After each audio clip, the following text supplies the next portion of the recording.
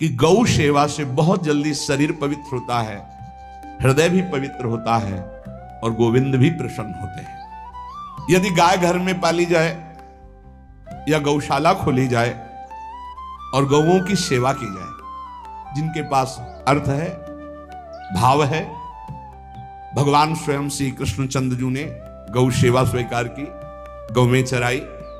गौओं की परिक्रमा करने से, जैसे आप प्रभु के बिहारी जी के मंदिर की 4 परिक्रमा करें तो जो फल आपको मिलेगा वही गाय की 4 परिक्रमा कर ले तो आपको प्राप्त होगा। गौ की प्रदक्षिणा से गावः प्रदक्षिणी कार्यावंदनीया ही नित्यशः, जो रोज गाय को प्रणाम करता है और गाय की प्रदक्षिणा करता है तो भगवत प्रदक्षिणा का उसे फल प्राप्त होता है। यदि घर में गाय बंधी है और भूखी है और प्यासी है तो तुम्हारे सारे पुण्य नष्ट हो जाएंगे।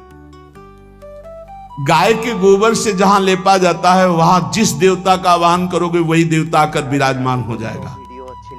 गौएं जहां विराजमान रहती, गौशाला में भजन करे तो कई गुना बढ़कर के प्राप्त होता है। जहां गौएं विराजमान होती हैं वो बड़ा पवित्र दिव्य तीर्थ स्थल माना जाता है। अपवित्र भूमि में भी यदि गाय के गोबर का लेप कर दिया जाए तो परम पवित्र मानी जाती है। गाय बहुत पवित्र, जहां वो बैठती है, जहां वो मूत्र त्याग करती, गोबर त्याग करती, वो स्थान तीर्थ तुल्य पवित्र माना जाता है।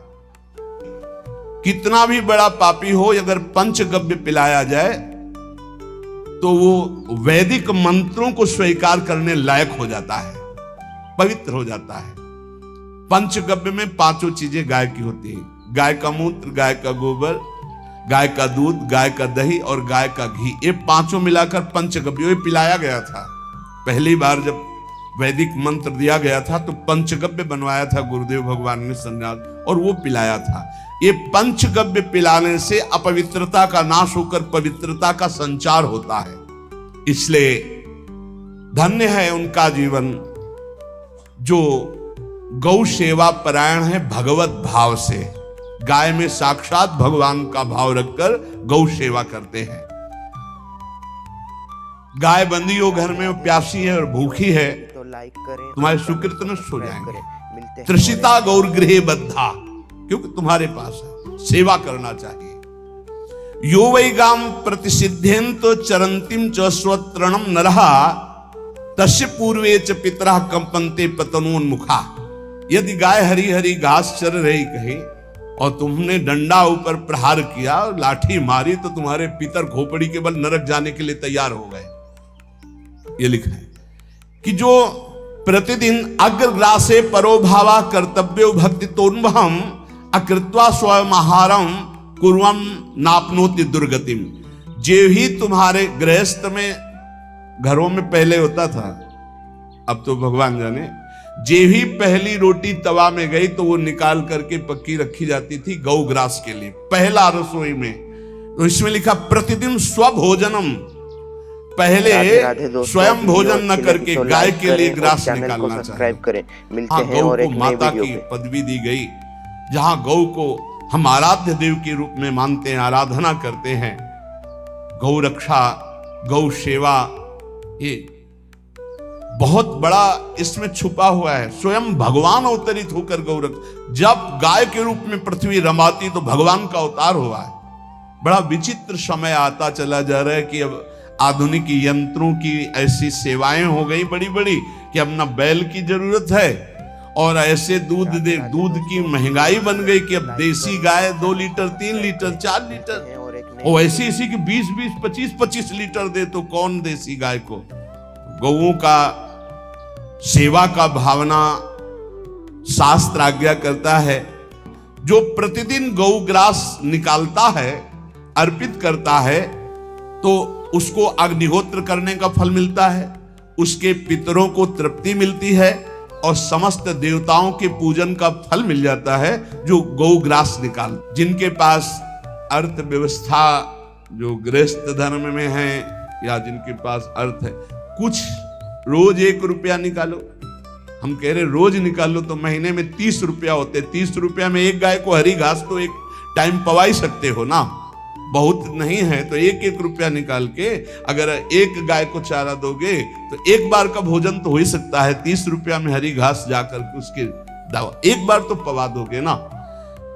अग्रग्रासे परोभावा कर्तव्य भक्तितोन हम, भक्ति पूर्वक गाय को एक ग्रास भोजन में 1 रोटी तो निकालना चाहिए गाय के लिए, ऐसा शास्त्र आज्ञा कहता है। जो ऐसा करता है तो अकृत्वा स्वयमाहारम कुर्वन्नाप्नोति दुर्गतिम, अपने आहार से 1 रोटी निकालकर गाय को देता है और स्वयं 3 रोटी भले पाले 1 रोटी गाय को दे दी तो बोले उसकी दुर्गति नहीं होगी, अर्थात उसके अंदर भाव बढ़ता चला जाएगा, वो भगवान की भक्ति मिलेगी। जो सदैव गौ सेवा करता है, उसके डांस मच्छर हटाता है, स्नान कराता है, पीठ में हाथ फेरता है, उसके पूर्वज जो पितर होते हैं वो नाच पड़ते हैं, उनका मंगल होना शुरू हो जाता है कि हमारे वंश में गौ सेवक पैदा हुआ, बड़ा भाग्यवान है और वो गौ के द्वारा हमें तार देगा, ऐसा भाव।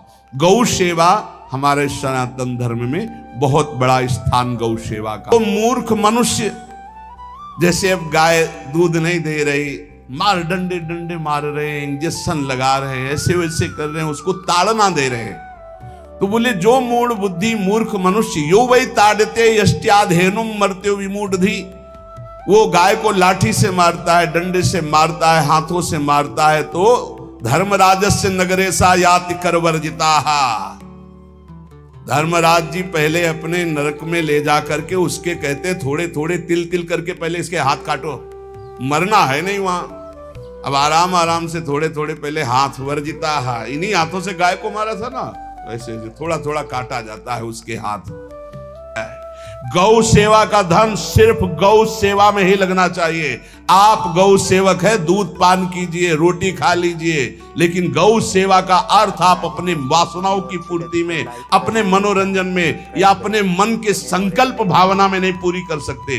गौ सेवा के लिए ही पूरी कीजिए। गौ के वास का निर्माण, गौ के भोजन की व्यवस्था, वो दूध दे ना दे, वो कैसी भी अवस्था में हो, उसकी सेवा परायणता, उसके लिए सेवक रखना, सेवकों को भी सुख प्रदान करना, लेकिन स्वयं कभी गौ के सेवा के लिए आए हुए धन का स्वयं के लिए भोग न करना और निरंतर भजन रखना, उसे परम पद की प्राप्ति हो जाएगी। जो गौ के शरीर को स्नान कराता है, गौ के शरीर को कीट आदि से, मच्छर आदि से रक्षा करता है और खूब अच्छा अच्छा पदार्थ गौ, केवल दूध के लोभ से नहीं, ये हम गौ सेवा की बात कर रहे हैं, ये कि नहीं वहां 10 लीटर दूध देती तो हाथ फेरो, जब दूध नहीं देती है तो चारा भी ठीक से नहीं दे रहे और उसके ये स्वार्थी हो, गौ सेवा का बात नहीं, वो दूध का लोभी केवल व्यापार की बात करता है।